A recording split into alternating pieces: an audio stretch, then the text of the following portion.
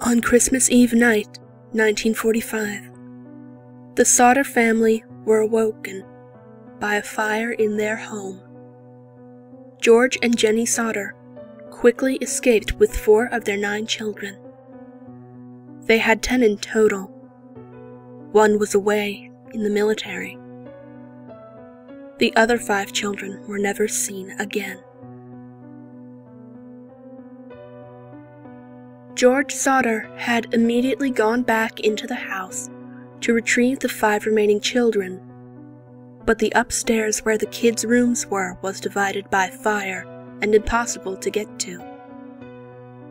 He attempted to climb up to a window with his ladder, but found it missing.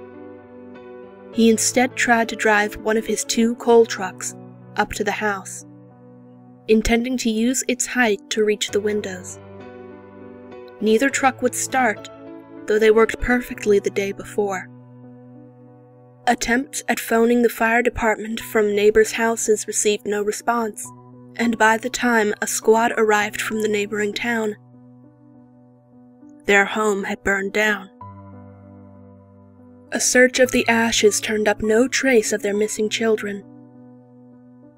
It was generally assumed the fire was hot enough to completely cremate the bodies, but the Sodders were not convinced.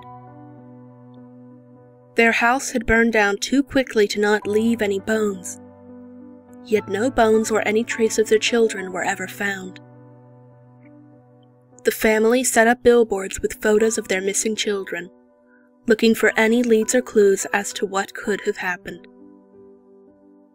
Several people came forward claiming to have seen them, including a woman at a tourist stop who claimed to have seen the kids with 4 Italian men and women.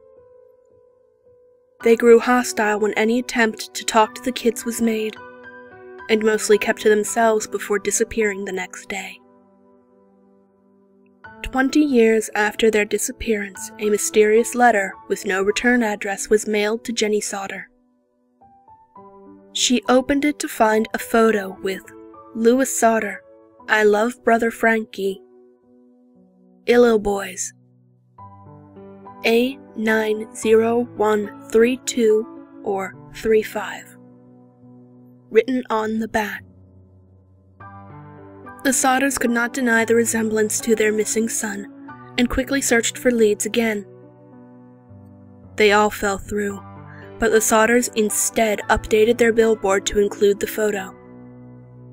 The Sodders eventually died without knowing what happened to their children.